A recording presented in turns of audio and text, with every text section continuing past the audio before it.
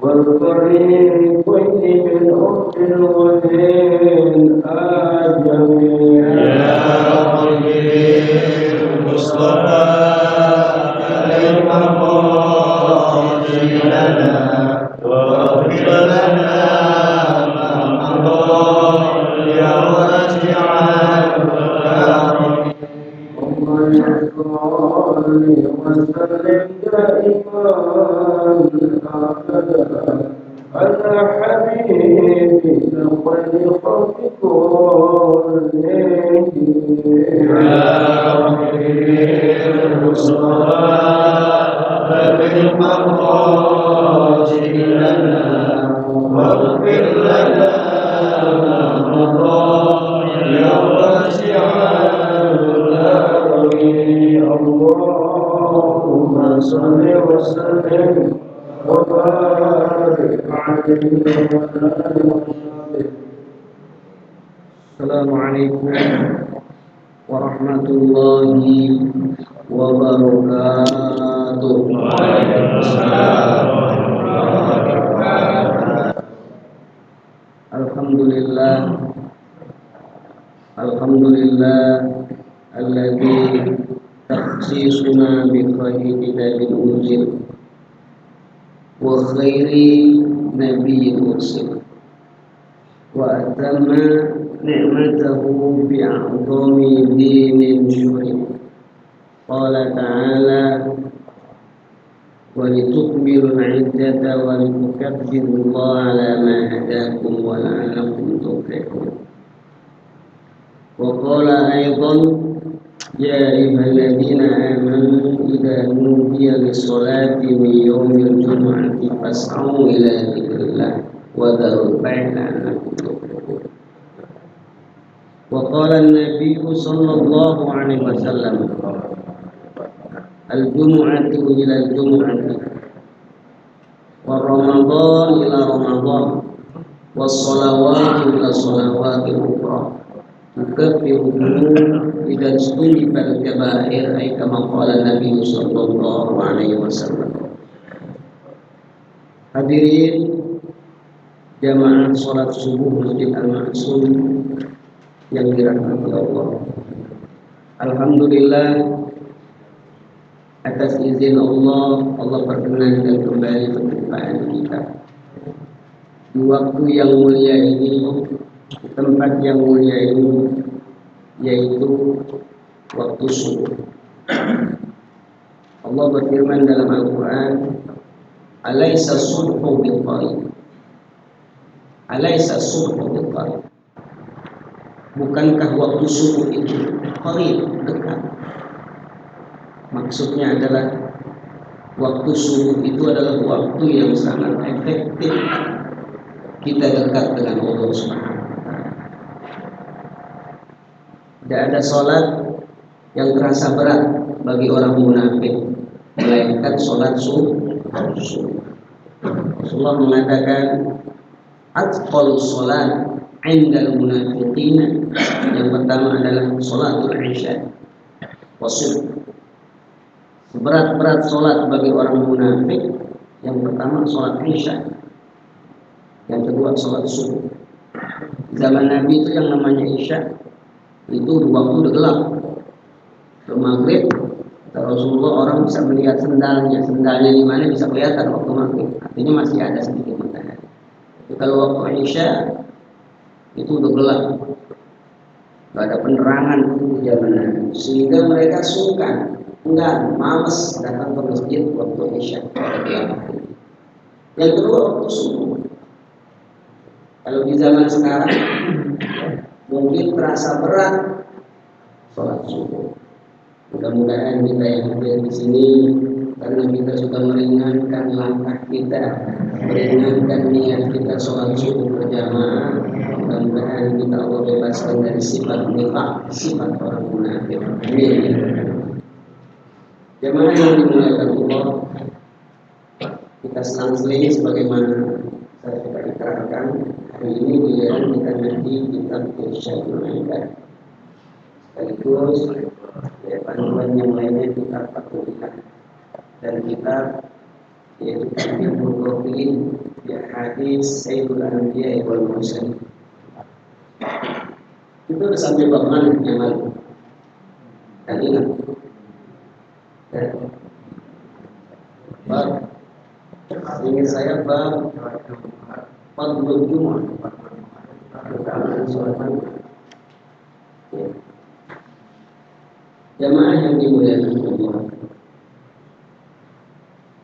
menjadi keharusan kita mengerti secara benar, paham secara utuh tentang keutamaan hari Jumat dan keutamaan malam Jumat.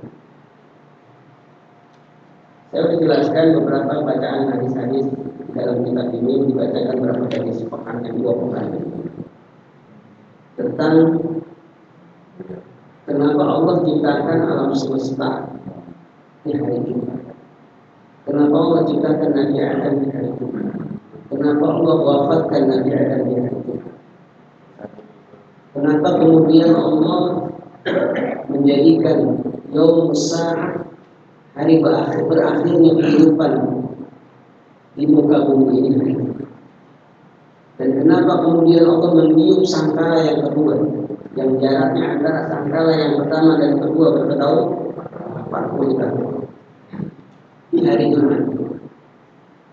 Kesemuanya itu kenapa Allah pilih hari Jumat? Karena hari Jumat memiliki keistimewaan.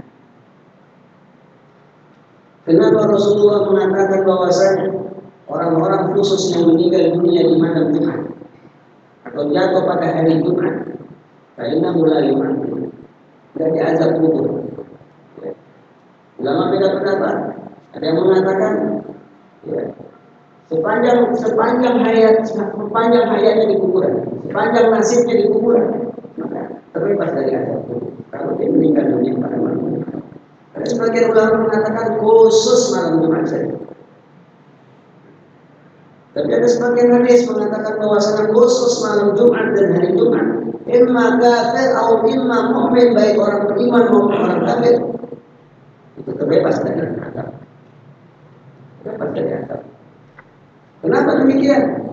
Karena Allah ingin memuliakan hari Jumat. Dan ulama sepakat, sekalipun kita butuh materi, butuh uang, butuh dana, butuh kehidupan buat keluarga, saat datang panggilan sholat Jumat, maka diharamkan kita beraktivitas berniaga, niaga, dagang, haram hukum. Ya ayyuhalladzina amanu idza nudiya lis-sholati min yaumil jumu'ati fas'au ila dzikrillah wa dzarul bai'. Fas'au, perintahnya 2. Pertama yang dipanggil orang beriman. Ya ayyuhalladzina amanu. Ingat, yang dipanggil orang beriman. Puasa juga yang dipanggil orang beriman. Ciri orang yang sholat 5 waktu juga dicirikan orang beriman. Termasuk sholat Jumat juga yang dipanggil orang beriman. Kenapa puasa yang dipanggil orang beriman? Berarti orang Islam banyak yang puasa. Masih banyak yang puasa. Kenapa ciri orang sholat 5 waktu orang beriman? Berarti masih banyak orang Islam yang nggak sholat 5 waktu. Kenapa sholat Jumat yang dipanggil orang beriman? Masih banyak orang Islam yang nggak sholat Jumat. Betul nggak? Kenapa? Karena semua berpulang, itu semua, baik sholat Jumat, puasa Ramadan maupun sholat 5 waktu, semua berpulang pada keimanan seseorang. Iman seseorang itu sangat menentukan dia itu gampang, ringan menjalankan syariat atau menjalankan perintah Allah. Sebaliknya terasa berat bagi seseorang menjalankan perintah Allah manakala di dalam dirinya nggak ada mithqala dzarratin min iman, sekalipun sedikit keimanan dalam diri. Jadi yang dipanggil orang ini yang jauh terasa dekat kalau kita beriman, yang susah terasa mudah. Ya. Kemudian sangat tidak masuk akal menjadi masuk akal buat orang ini. Kenapa? Karena ini. Jadi yang panggil orang beriman. Yang kedua yang diharamkan itu adalah wazarul bai', tinggalkan berniaga. Perintah yang ketiga wasau, disuruh segera mas'au ila dzikrillah. Jadi nggak boleh nunda-nunda. Dan nggak boleh ada yang menghalangi kita. Kalau dulu wazarul bait, tinggalkan bait. Zaman Nabi itu kronologi kalimat ayat wazarul bait, zaman sahabat tuh nunggu dulu ajan hari Jumat. Ketika turun ayat ini baru kemudian mereka itu sadar ternyata hari Jumat itu afdolnya mereka nggak ada. Di zaman Rasulullah itu sekali yang namanya hari Minggu hari Jumat. Konon katanya dulu kita pernah konon, ya konon dulu kita pernah di zaman Belanda. Ya, sekolah tuh liburnya hari Jumat. Bahkan masih ada di beberapa pesantren liburnya hari Jumat. Pesantren saya tuh liburnya hari Jumat. Sekarang udah ganti ya. Waktu zaman saya hari Jumat. Dulu sekolah kita libur hari Jumat. Ya. Khususnya sekolah-sekolah madrasah. Sekolah madrasah. Kenapa begitu? Karena azam. Yaumul Jum'ati azam min yaumil akhir. Hari Jumat itu lebih sangat mulia ketimbang hari-hari. Kemudian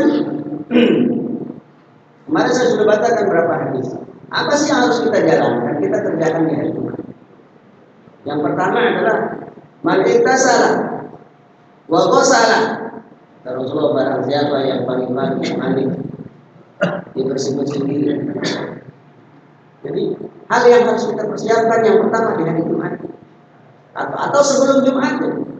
Apa yang harus kita lakukan sebelum Jumat Pak sekalian? Dan sebelumnya ada kata Rasulullah SAW bersabda, "Man qara'a barang siapa membaca Lailatul Jum'ati surat Al-Kahfi, surat Kahfi, ghafara Allah Ta'ala lahu bainal masyriq wal maghrib."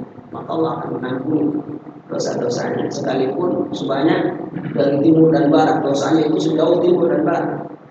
Maka Allah akan ampuni kalau dibaca surat Al-Kahfi. Jadi buat sekalian yang diutamakan malam Jumat baca surat apa? Bahkan di lain ayat, di lain hadis, Rasulullah memerintahkan kita surat Yasin. Ada pedoman. Hadisnya hasan. Di lain hadis, Rasulullah mengatakan bahwasanya sarro man qara'a fi lailatul jumu'ah. Berbahagialah orang yang baca di malam Jumat surat Jumat. Artinya apa? Ambil semuanya. Malam Jumat itu borong. Surat Kahfi dibaca, surat Yasin dibaca, surat Al-Mulk dibaca, surat Waqiah dibaca. Borong semua. Hebat sekali. Ya, fadilahnya luar biasa. Pak Ustaz Kahfi aja udah kebanyakan, udah kepanjangan. Baru baca surat Al-Kahfi dengan dia nggak tahu surat Kahfi. Boleh nggak Pak Ustaz dicicil? Maksudnya apa? Ya dicicil, malam surat Kahfi setengah, besoknya setengah lagi. Ya silakan aja kalau memang mampunya kayak gitu. Atau Yasin aja Pak Ustaz, biasa Yasin, ya silakan. Yang terpenting adalah malam Jumat itu telah masuk hari Jumat, telah masuk Sayyidul Ayyam. Ya, Pak sekalian. Bahkan Pak sekalian, Imam Syafi'i mengatakan, Man ata'a Allah fi lailatul jum'ah fi yaumil jum'ah, barang siapa yang taat kepada Allah melaksanakan ibadah di malam Jumat atau di hari Jumat, doa Allah lahu ajran, pahalanya itu dibalaskan itu 2 kali lipat. Sebaliknya, kalau malam Jumat dan hari Jumat dia berbuat dosa, maka dosanya juga dihukum 2 kali lipat. Ulama mengatakan begitu. Jadi kita berbuat dosa di hari Jumat, di malam Jumat, yang seharusnya kita muliakan, hukumannya 2 kali lipat. Kita beribadah di malam Jumat dan hari Jumat, maka balasannya 2 kali lipat. Ya, saya pernah, kalau nggak salah lihat berita itu, ketika ada wawancara PSK apa? Kerjasek. Ya, tanya orang emang nggak kelihatan, ditutupin gitu, ditanya gitu. Kalau kerja itu liburnya di apa? Malam Jumat. Ya. Kalau kerja liburnya malam Jumat. Kenapa malam Jumat? Malam Jumat kan malam ibadah orang Islam. Bukan. Lagian kenapa libur sepi kalau malam Jumat? Orang pada nggak mau buat rahasia. Artinya orang bodoh sekalipun, orang yang hidupnya berlumuran dengan maksiat saja mengerti tentang keutamaan malam Jumat. Kita kenapa enggak? Ya, jadi stop. Malam Jumat itu satu hal yang tidak bernuansa ibadah.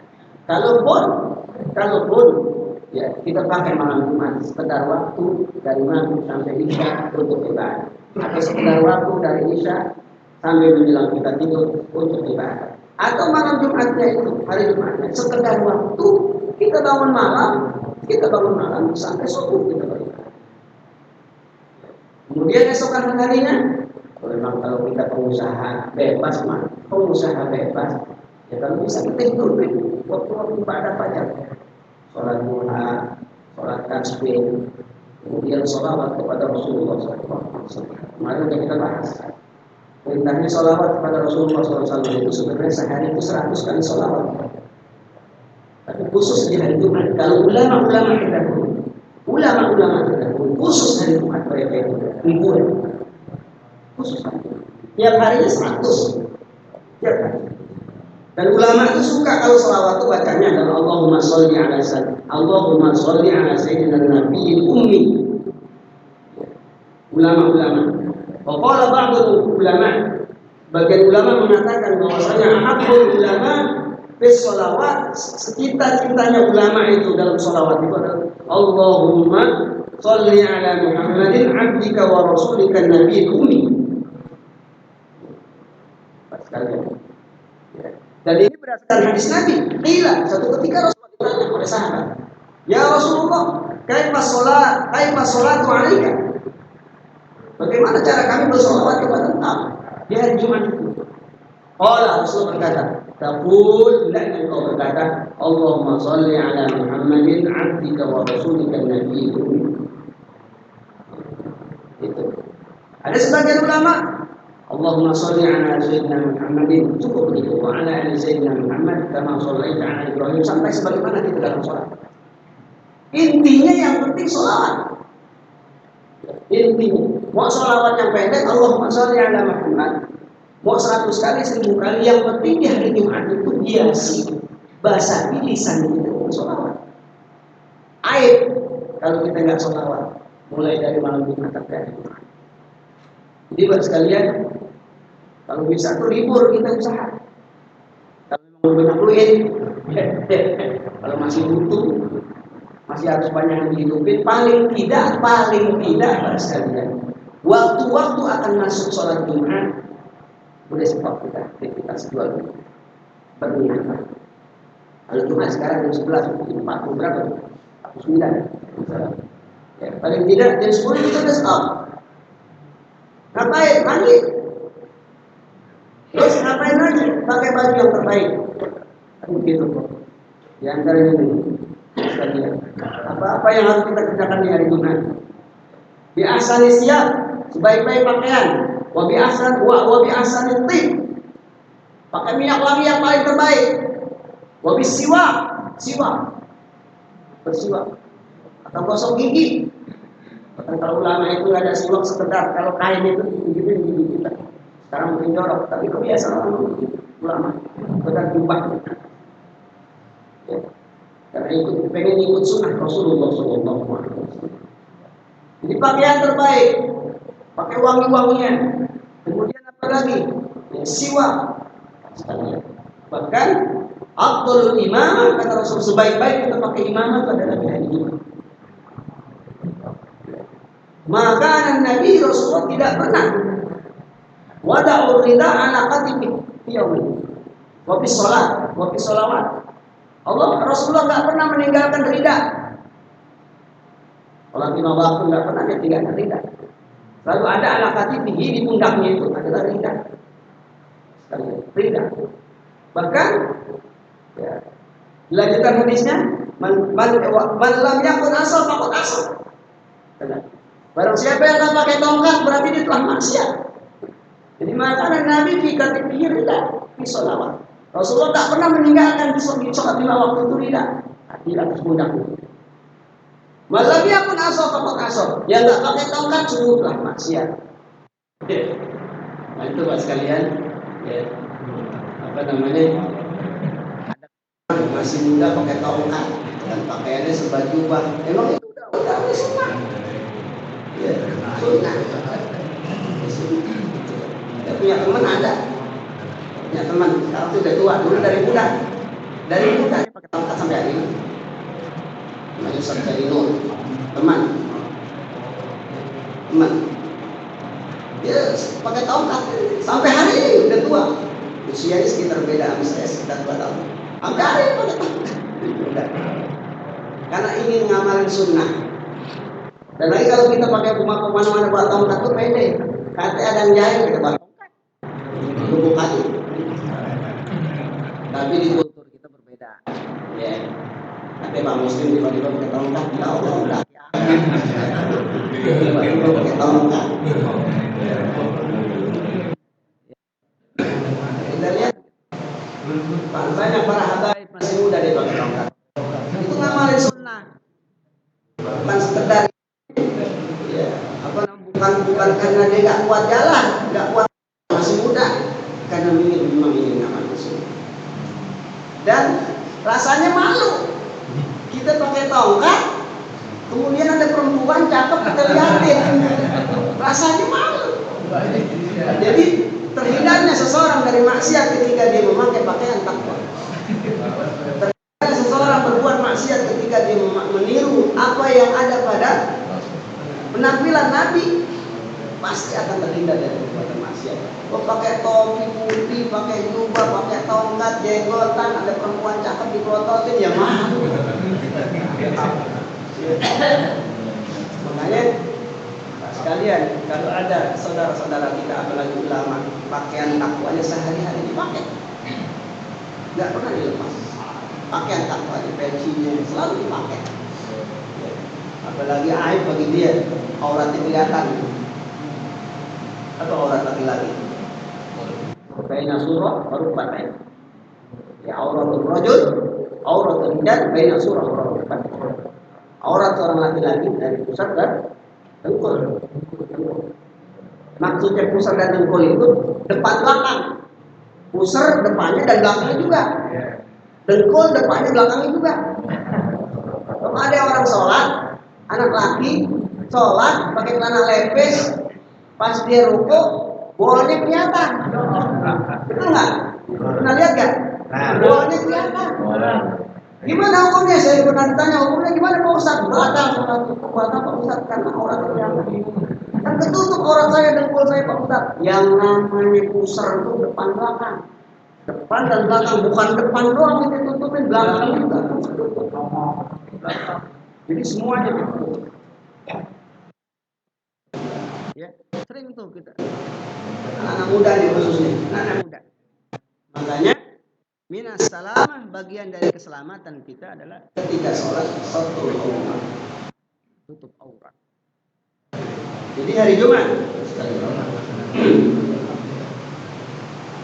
aksiru minas sholat alayya fi kulli yaumi Jumat.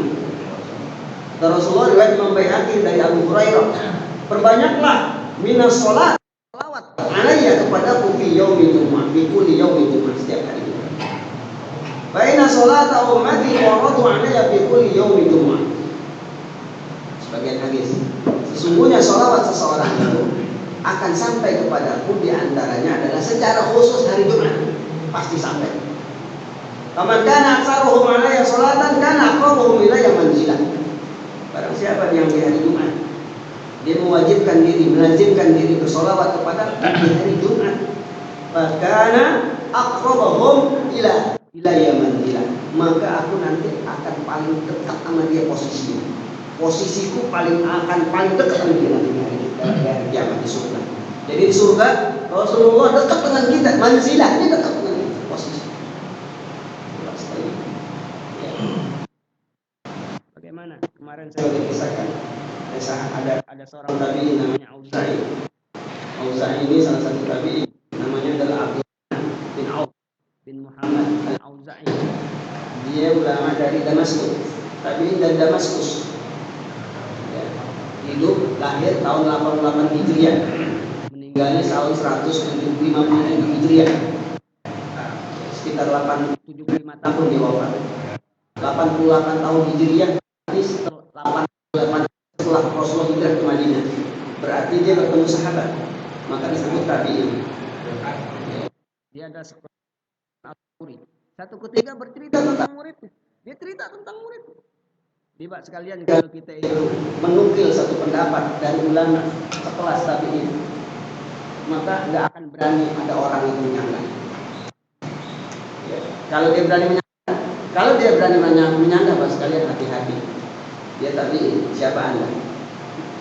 Dia tabi'in yang hidup di zaman sahabat, bertemu sekian sahabat, punya guru sekian sahabat, berteman dengan para ulama, berani menyanggah dia.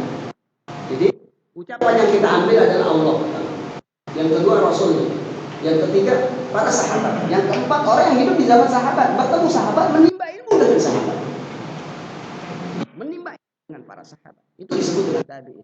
Yang keempat tabi'in, bertemu tabi'in, menimba ilmu dengan tabi'in, dan diakui keulamaannya oleh ulama-ulama sekelas mereka sezaman. Imam Auza'i bercerita tentang murid satu ketika datang ziarah kubur sebagaimana lazimnya orang yang masuk kuburan doain, assalamualaikum ya ahlal kubur, rahimna wa rahimakum, ghafarna lana wa ghafara lakum. Semoga Allah merahmati saya dan engkau yang ada di kuburan, mengampuni dosa saya dan engkau yang ada di kuburan. Tiba-tiba dijawab, kami ada dalam kuburan. Tuba lakum ya ahlad dunya. Beruntung engkau wahai penghuni dunia. Kaget. Habis dijawab. Akhirnya ditanya lagi, rahmat Allah yang mana yang kau dapati sehingga kau bisa menjawab doa? Rahmat Allah yang mana yang kau dapati di alam kubur ini? Jawabnya apa? Sungguhnya beruntunglah kau ahli dunia. Kenapa? Karena engkau sebulan 4 kali pergi haji. Rahmat itu yang kau dapati di kuburan. Ya, sebulan 4 kali pergi haji. Maksudnya apa? Berdasarkan hadis Nabi bahwasanya al-jumu'atu hajjul fuqara. Hari Jumat itu, ibadah Jumat itu hajinya orang fakir. Jadi kalau kita konsisten, istiqomah, benar-benar syiar Jumat itu kita jalanin sejak malam Jumat sampai hari Jumat selesai, kita jalanin syiar-syiarnya, kita itu pahalanya seperti pergi haji. Dan murid Imam Auza'i ini bertemu dengan seorang yang ada di kuburan itu mendapatkan rahmat karena hidupnya sepanjang hidupnya itu selalu menghidupkan ibadah Jumat, sholat Jumat, Pak sekali, nggak pernah ditinggalin. Syiar Jumat selalu dihidupkan sehingga dia mendapatkan rahmat, terbebas dari siksa Tuhan. Sampai-sampai Allah berkekuasaan bisa menjawab orang yang meninggal salah, dan itu nggak bisa disetir. Mungkin besoknya datang lagi ditanya lagi, nggak belum tentu. Kan yang namanya rahmat Allah itu nggak sekonyong-konyong tiap hari bisa terjadi, tidak. Hanya orang khusus ya, sekalian. Dan di zaman-zaman, dari zaman dulu sampai zaman hari ini, kejadian-kejadian seperti itu lazim, biasa, dan nggak semua orang mengalami. Diperdengarkan suara di kuburan, ada dalam kuburan itu suara minta tolong, nangis. Dari zaman dulu sampai zaman sekarang itu terjadi bahasa. Dan banyak, tapi nggak bisa disetir dan nggak bisa tiap hari, dan selalu ada pasti orang-orang tertentu saja. Ya, kalau itu Pak Ustadz saya mau di kuburan aja, kami aja berwangsit, jangan juga. Ya. Nanya anak kuburan, wah hari ini nomor apa yang keluar? Kalau kalian jawab, doain. Adabnya begitu. Kemudian apalagi yang harus dikerjakan?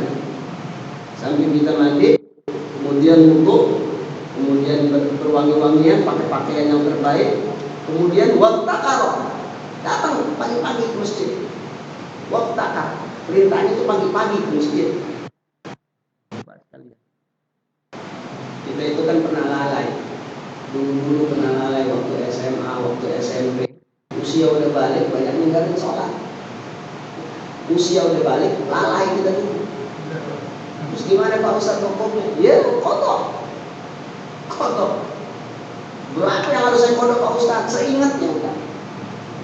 Ya. Biasain aja tiap Jumat kodok. Kalau misalnya ajal kita menjemput, ternyata kita belum selesai kodok kita, insya Allah catat itu yang sudah berusaha untuk menambah kekurangan itu.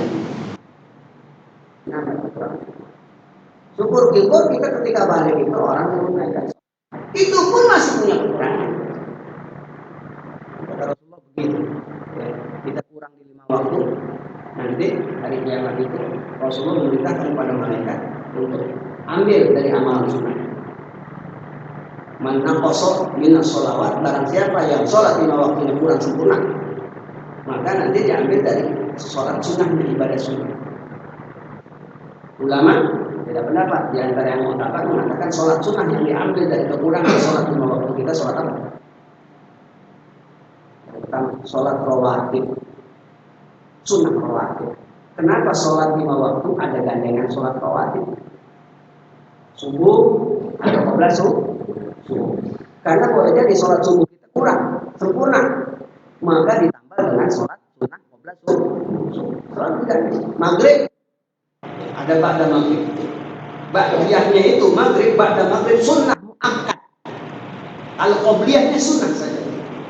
Berdasarkan qiyas. Hadisnya mah dhaif. Tapi qiyas. Imam Nawawi dalam kitabnya Fil Majmu' mengatakan bahwasanya bainal azaini salat. Di antara dua azan ada salat. Maksudnya azan dan qomat ada salat. Maka berdasarkan qiyas ini, salat maghrib sebelum qabla maghrib ada salat sunnah. Tapi hukumnya sekedar sunnah.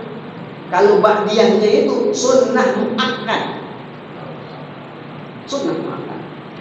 Isya qabliyahnya sunnah, tapi ba'diyahnya sunnah muakkad. Zuhur qabliyahnya sunnah muakkad, ba'diyahnya sunnah muakkad. Asar qabliyahnya sunnah muakkad. Subuh qabliyahnya sunnah muakkad. Sholat lima waktu kita itu kurang sempurnanya sholat lima waktu kita itu diambil dari sholat sunnah rawatib. Kemudian lagi Ramadannya, ya malaikat coba lihat puasa Ramadannya. Mana kosofi, kalau ada kekurangan puasa Ramadan ambil dari puasa sunnahnya. Hadisnya mah umum. Puasa sunnah mana diambil? Senin Kamis kah? Ayam ubid kah? Sebagian ulama mengatakan bahwasanya puasa yang diambil dari puasa Ramadan itu puasa 6 hari di bulan Syawal. 6 hari di bulan Syawal. Sebagaimana sholat, kekurangannya diambil dari sholat sunnah rawatib. Puasa Ramadan kita yang kurang sempurna diambil dari puasa 6 hari di bulan Syawal. Makanya Pak sekalian, ya paket tuh. Kita puasa Ramadan kalau udah kelar, kata Bu, ikuti dengan puasa Sittan min Syawal, 6 hari di bulan Syawal. Sejak tanggal berapa? Tanggal 2, 3, 4 dan seterusnya. Orang dulu. Saya ngalamin nih. Kalau yang namanya lebaran tuh 7 hari setelah lebaran baru lebaran. Ingat banget. Jadi kalau udah 7 hari baru kita datang saudara bawa kue, bawa dodol, bawa apa aja satu rantang kita datang. Pakai mobil bak terbuka, rame-rame kita jalan. Kalau dulu lebaran sehari sekedar salaman doang. 7 hari setelah lebaran baru udah tuh ramai. Kenapa? Karena mereka begitu. Kelihatannya nggak enak kalau nggak nyelesain Syawal dulu. Ya, kita terbalik kan. Syawal entah udah dekat Syawal mau berakhir, baru kita Syawal. Ada juga yang nggak sama sekali puasa Syawal. Terus gimana Pak Ustadz? Hati-hati. Boleh jadi puasa Ramadan kita kurang sempurna. Diambilnya dari puasa sunnah. Nggak cukup, baru puasa yang lainnya Senin Kamis. Puasa Daud dan seterusnya. Makanya jangan pernah kita nggak puasa sunnah sekalipun sekedar Senin Kamis atau paling tidak Syawal 6 hari setelah Syawal. Ya Pak sekali. Kemudian zakat ada kekurang sempurnaan. Kemudian dari mana diambilnya? Dari sedekah. Sedekah yang mana? Sedekah yang saya beri ke masjid, ke anak yatim. Dari sedekah yang mana? Yang akan diambil situ. Dari infak yang bukan sedekah, infak. Bahasa hadisnya. Infak yang mana yang diambil? Yang diambil adalah dari infak pertama terhadap kerabat kita. Ya, kalau dia punya orang tua yang miskin, afdhalul infak, afdhalus sedekah, kerabat. Ya, diutamakan orang lain, orang tua yang masih miskin, dosa. Gue makbul, infaknya nggak makbul, nggak diterima, kita ketulah. Orang tuanya miskin, butuh bantuan. Dia sedekah sama orang lain. Dia sedekah sama orang lain. Dia infak sama orang lain. Padahal orang tuanya itu butuh bantuan. Maka sedekahnya itu tidak diterima. Jadi dosa. Sekalipun niatnya dibantu orang lain. Kenapa? Karena memang utamanya zakurba, orang dekat dengan kita. Dari situ diambil. Dari situ diambil. Kalau ente gak bakhil sama bini ente, bakhil buat nafkah anak istri ente, bakhil, kekurangan zakat itu gak bisa tertutupi kecuali dengan ini. Infak kita dengan keluarga, infak kita dengan ailah kita, keluarga besar kita. Baru lihat lain, masjid, anak yatim dan seterusnya. Jadi ibadah-ibadah wajib kita itu ada gandengan yang bisa menutup kekurangannya. Makanya Pak, sholat 5 waktu, habis maghrib jangan ngeloyor.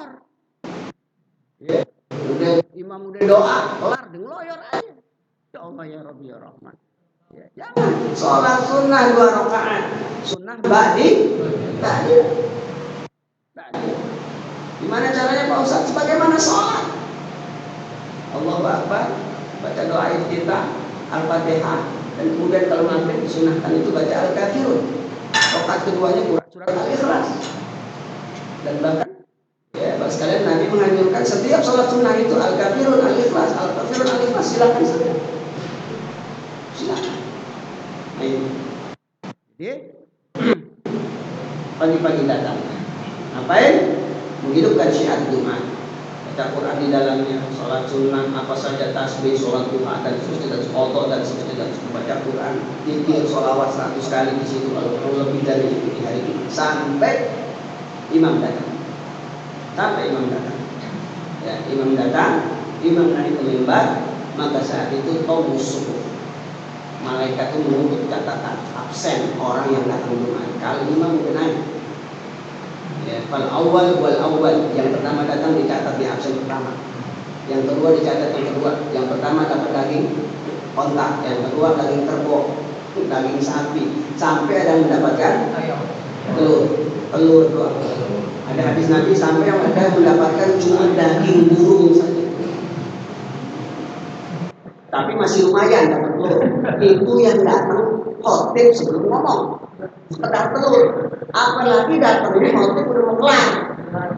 Anak muda sekarang gitu ya, belum ada yang kedua, ada juga udah ada yang kedua ya, belum khotib, ada juga ya belum innallaha wa malaikatahu yusholluna 'alan nabi, tanda-tanda pengkelar khotib baru dia datang. Ada juga yang jangan. Itu menandakan bahwasanya lajur adalah kita nggak mendapat pahala. Capek kita datang sholat Jumat nggak dapat pahala.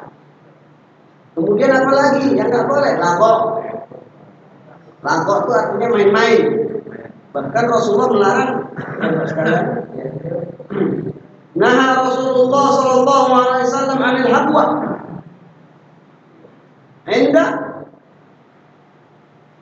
Indah yaktubul imam. Rasulullah melarang anil habwa. Habwa itu duduk, dengkul kita di atas, kemudian kaki kita begini. Habwa. Dengerin khotib tapi begini. Tuh, ini begini kagak boleh. Ya. Rasulullah melarang. Dan ulama menghukumi makruh. Kendar begitu kagak boleh. Gimana nyender Pak Ustaz? Ya sama-sama dikit. Nyender. Dengerin khotib. Demennya nyender. Kenapa? Kalau ngantuk biar enggak begitu Pak Ustaz. Kalau ngantuk begitu ada. Seolah-olah ada bantalan gitu. Kalau kita tidur ada bantalan nyender. Niatnya udah beda, mau tidur itu mah. Ya, jangan. Buat kondisi kita semudah mungkin di hari Jumat. Sampai selesai ibadah sholat Jumat, maka kita mendapatkan salah satu keistimewaan di hari Jumat. Kalau sejak malam kita hidupkan amalan-amalan kepada Jumat sampai selesai sholat Jumat, luar biasa. Terus apa lagi yang penting yang kita jalankan pada Jumat? Rasulullah mengatakan, afdhalus shadaqah yaumul Jumat, seutama-utama sedekah hari Jumat. Ya, kalau kita nggak mampu tiap hari sedekah, pilih seminggu sekali. Pak Ustaz, seminggu sekali itu ngapain duit? Sebulan sekali. Tapi kalaupun sebulan sekali, pilih hari Jumat. Pilih hari Jumat. Kenapa? Karena hari Jumat berbeda. Orang sedekah di hari Jumat dan di luar hari Jumat berbeda. Di hari Jumat pahalanya dapat pahala sedekah dan dapat pahala kita menghidupkan hari Jumat. Doa fal amal, balasannya itu dilipat ganda. Sekalian. Ya, jadi jangan pernah kita hanya sekedar ibadah buat pribadi doang. Baca surat Kahfi, baca surat Yasin, Al-Mulk, Al-Waqiah itu kan buat pribadi. Datang pagi-pagi mandi dulu, pakai lidah rapi, pakai topi haji imamah, pakai siwak, pagi-pagi udah sholat, zikir, semua itu pribadi buat kita dengan Allah doang. Tapi duit kita 100-an ribu di kantong, 10.000 nggak kita keluarin. Ya Allah, ya Allah, ya Allah, ya kan. Ente bakir ibadah buat diri sendiri, padahal pas sekalian agama kita itu cirinya dua, nggak ketukar, cuma dua cirinya. Cirinya apa? Hablum minallah, hablum minannas. Ya, itu cirinya. Lebaran, Idul Fitri. Hablum minallahnya apa itu? Puasa Ramadan. Puasa Ramadan, sholat tarawih, baca Quran, subuh. Ya. Terus puasanya hablum minallah. Ditutup nanti dengan zakat. Zakat itu hablum apa? Hablum minannas. Cirinya tuh begitu. Ingat tuh, agama kita ciri selalu dua. Idul Adha. Hablum minallahnya itu apa? Puasa Arafah, puasa Tarwiyah, puasa Arafah. Kemudian sholat Idul Adha. Terus kemudian hablum minannasnya apa? Sembelih kurban. Sembelih kurban. Selalu begitu, selalu begitu. Maka ibadah kita itu jangan mentingin diri sendiri. Jumat, syiar Jumat buat kita doang. Duit kita kantongin lagi. Jangan. Sedekahnya. Oh Ustaz cuma 10.000, 5.000. Keluarin. Ya, minta ya Allah ganti dengan sekian juta. Enggak apa-apa, enggak apa-apa. Ada sahabat minta begitu. Ketika infak tuh sahabat tuh, ya, dia berdoa dan ketika itu diadukan ke Rasulullah. Ada sahabat Rasulullah SAW ketika berinfak menafkahkan hartanya itu berapa mud makanan. Ya. Allahumma badil rizki. Itu hanya begitu. Ya Allah ganti rizki. Dia menafkahkan hartanya ke Baitul Mal. Dan kemudian berdoa, ya Allah ganti rizkiku. Dan ketika itu yang punya Baitul Mal itu mengadukan kepada Rasulullah, ya Rasulullah, apakah orang ini niatnya menyimpang? Dia bayar upeti, dia bayar infak ke kita ke Baitul Mal, tapi kemudian minta diganti rezekinya Allah. Niatnya udah beda. Apa kata Rasulullah? Iya. Asobat. Orang itu benar.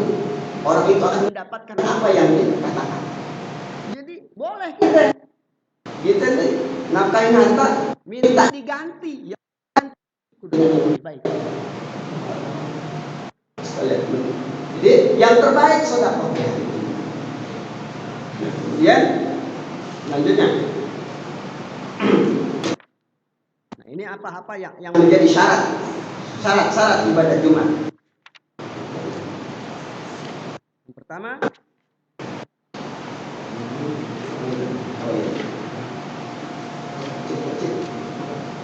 surutu sihhatul Jumat. Kita ada 6 syarat sahnya hari Jumat, ibadah Jumat. Yang pertama, wuqu'uha jama'atan biniyatil imamin wa iqtidah. Yang pertama, harus jamaah salat biniyatil imamah wa iqtidahin, dengan niat jadi imam atau makmum. Jadi ketika kita sholat, niatnya ternyata kita makmum, niat jadi makmum. Makmuman lillahi ta'ala, imaman lillahi ta'ala. Niat. Dan niat itu adalah muqtaronan bi fi'li. Perbuatan yang berbarengan dengan perbuatan dengan Niat itu kerja hati yang berbarengan dengan perbuatan. Niat. Ketika sholat rukunnya niat, ma'at tahrum. Ketika kita takbiratul ihram, Allahu Akbar. Sholat maghrib, Allahu Akbar, itu sudah niat. Ada sebagian ulama mengatakan ketika Allah usolli fadr maghrib, Allahu Akbar, ada begitu berbarengan dengan tahrum. Ada yang tidak. Tetap solinya nggak ada jarak apa-apa dengan takbiratul. Nah, talaffuz bin niat hukumnya sunnah. Melafadzkan niat hukumnya sunnah. Ingat, melafadzkan niat hukumnya sunnah. Tapi niat itu adanya di hati. Ketika seseorang berbuat sesuatu maka dihukumi sudah berniat. Maka melafadzkan sesuatu itu dikerjakan, dilafadzkan dan diucapkan maka menjadi sunnah. Ya. Kalau Imam Syafi'i itu dalam kitab Fiqh Bapak Imam Syafi'i bahwa fadlun niat bitalaffuz adalah lil iktifah. Melafadzkan niat ketika kita melakukan satu kebaikan agar kita fokus.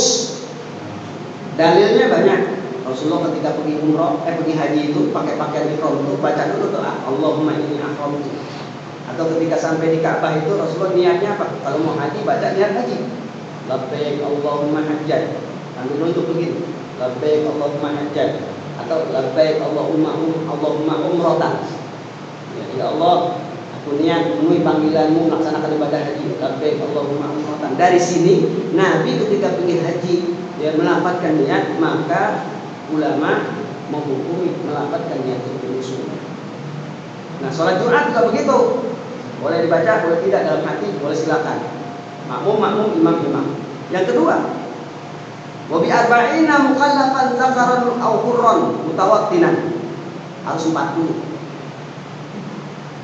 Jamaahnya 40. Ini kalau mazhab Imam Syafi'i 40. Kurang dari itu enggak sah. Enggak sah. Yaitu ada berapa kantor yang antaranya di BPK Kalibata, BPK Iklan, Balai Diklat Kalibata. Itu karena Balai Diklat karyawannya dikit. Kalau dia mau naik ojek itu orangnya paling sekitar 25-30. Makanya saya bilang, ya, tinggalin barang dikit. Azan dulu, kemudian setelah azan barang sedikit, bermenit tunggu. Ya, Ustaz, ini memang biasa Pak Ustaz, kalau waktu naik baru ini. Kenapa? Enggak sah. Enggak sah kita kalau kurang 40 sekali. Kecuali darurat. Dalam keadaan darurat dibolehkan. Misalnya kemarin COVID. Sebentar kita ingin mengumpulkan Jumat di rumah berapa orang saja. Itu darurat. Kalau tidak darurat, maka ada dalil kafi. Kalau enggak darurat, ada dalil kafi. Bilangannya harus cukup. Yaitu bi arba'ina mukallafan zakaran wa hurran mutawattilan. Laki-laki dan kemudian mukallaf merdeka bukan budak 40 bilang. Kemudian wa wuqu'u sholati kulliha bi waqti zuhur. Salat Jumat itu harus bertepatan dengan waktu zuhur. Yang ketiga. Kemudian wa ada muta'addud illa li 'usrin istima'an. Boleh enggak cukup bilangannya? Li'usrin karena darurat kesulitan. Wa taqdimu khutbataini bil arabiyyah wa illam yafham. Ini hampir semua fikih klasik bahwa khutbatain itu adalah bil arabiyyah bahasa Arab. Wa illam yafhamu sekalipun makmum tidak paham. Mau Suratul Taufik, mau Fathul Mubin, mau Sabinah yang paling kecil, buku madrasah ibtidaiyah sampai Irsyadul Ibad, sampai Ihya Ulumuddin tetap itu, ya. Semua khutbah dua itu bahasa Arab. Pak Ustaz, dari mana kalau kita pakai bahasa Indonesia? Itu istihad kontemporer ulama. Di antaranya Wahbah Zuhaili dalam kitabnya Al-Fiqhu wa Adillatuh, kitab fikih dan dalil-dalil yang berkaitan dengan kitab itu membolehkan bilisani qaumihim dengan bahasa kaum satu tempat dengan catatan rukun-rukunnya terpenuhi. Dan kemudian dengan catatan yang kedua dengan khutbah bahasa Arab. Dengan catatan ini kagak ya, udah satu bahasa Indonesia rukunnya nggak terpenuhi. Yang kedua juga masih disimpulkan juga. Ada juga gitu. Disimpulin panjang-panjang ya, karena nggak paham. Ya. Jadi kalau di kampung-kampung bahasa Arab jangan salah, jangan dilecehkan. Memang seperti itu fikih-fikih klasik memang seperti itu. Kita pakai bahasa Indonesia itu karena istihad ulama sekarang. Istihad ulama sekarang. Bahasa fikihnya wa illam yafhamu, sekalipun nggak paham yang bahasa Arab. Terus gimana Pak Ustaz? Kita pakai istihad ulama yang sekarang. Dan ternyata ya, keuntungannya, kelebihannya, manfaatnya banyak. Orang jadi paham, banyak orang yang juga jadi mengerti. Yang penting rukun-rukun dan syaratnya tidak hilang. Karena rukun sama syaratnya beda. Apa rukunnya? Ini rukun. Kalau syarat itu dengan rukun beda dalam fikih. Kalau rukun itu man taraka amdan, barang siapa yang meninggalkan dengan sengaja, faqad ta'assama, dia berdosa. Kalau syarat itu ada ilah, ada pengecualian. Dengan catatan, dari situ pengecualian itu ulama yang memberikan pengecualian. Tapi kalau rukun sepakat semua ulama, enggak ada yang beda pendapat kalau rukun. Rukun sholat, ulama semua sepakat. Tapi kalau syarat pasti ada beda pendapat. Nah, arkan sholat di Jumat, sholat di Jumat rukunnya pertama alhamdulillah, baca alhamdulillah. Wassalatu ala nabi, baca sholawat kepada Rasulullah. Itu rukun. Kata ada ulama, itu kan, langsung aja segala puji bagi Allah, lafaz alhamdulillah nggak sah. Sekalipun artinya adalah segala puji. Kalau alhamdulillah. Kedua, misalnya semoga sejahtera kepada Rasulullah, nggak sah. Diganti dengan sholawat semoga sejahtera kepada Rasulullah. Bahasa Indonesia semua nggak sah. Kudu alhamdulillah sekurang-kurang. Wassalatu wassalamu ala Rasulillah sekurang-kurangnya itu rukun. Kemudian wasiatu bittaqwa, wasiat takwa. Walau ati'ullah fi kulli lafzi. Sekalipun sekedar ati'ullah, artinya Allah, sekedar taatlah kalian kepada Allah. Fi kulli, baik khutbah yang pertama atau kedua. Apalagi banyak. Ittaqullah mastata'tum, ittaqullah bimana wantahu bimana wa'lamu annallaha wa malaikatahu yusholluna 'alan nabi. Khutbah yang kedua itu panjang banget. Sekedar arti Allah sudah memenuhi syarat. Sekedar ittaqullah sudah memenuhi syarat. Kemudian apalagi? Ayat muhkamah fi ihdahuma. Ada Quran yang kita baca. Ada Quran yang kita baca. Maksudnya apa? Quran apa saja yang dulu mengingatkan jamaah. Wa du'aul lil mu'minin. Yang keempat adalah doa buat orang-orang beriman. Doa buat orang-orang beriman.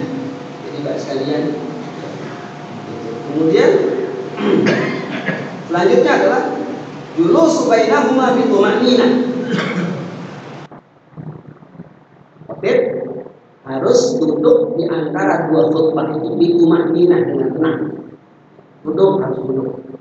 Kemudian wa mu'alat arfan baina arkanihima, dan mu'alat harus tertib semuanya. Alhamdulillah, sholawat, kemudian wasiat takwa dan seluruhnya kita duduk di antara dua khutbah. Kemudian tuhrun wa sitrun wa qiyamul qadir. Khotib harus suci bersih, nggak boleh dia itu nggak punya hadas kecil sekalipun. Kentut misalnya khotib nggak sah. Makanya di khotib itu ya Allah ya Rabbi, pagi-pagi itu kalau kita ngerti itu bahkan kita harus udah PAP, nguras dulu. Mau khotib juga begitu. Kira-kira itu nggak enak kata. Kira-kira jangan sampai kita lagi khotib tiba-tiba kentut. Kalau udah kelar mah nggak apa-apa, bisa diganti imam orang yang lain. Ya, bisa dan dibolehkan, bisa. Tapi afdolnya yang khotib jadi imam. Afdol dan dibolehkan orang lain jadi imam. Kemudian apa lagi? Wa yata'akhir ihramu man la ya'taqid. Itu diantara rukun dan syarat-syarat sholat Jumat. Sampai sini ada pertanyaan? Tentang ibadah Jumat, silakan. Taman sholat Jumat? Enggak ada. Kalau enggak ada kita cukupkan. Mudah-mudahan ya, semakin menambah wawasan kita berilmu.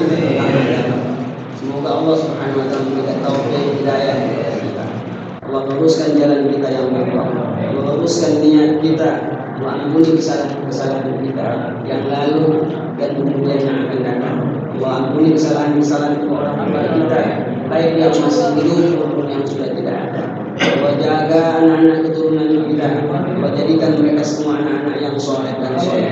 Allah berkahi umur kita, Allah berkahi harta kita, Allah panjangkan usia kita dalam taat kepada Allah. Allah luaskan rezeki kita dalam rangka kita maksimal beribadah kepada Allah. Amin amin ya rabbal alamin. Tilka niat wa ala hadhihi niat wa kullu niyatin salihah wa ila hadratin nabi mustafa nabiyina Muhammadin sallallahu alaihi wasallam. Al-Fatihah.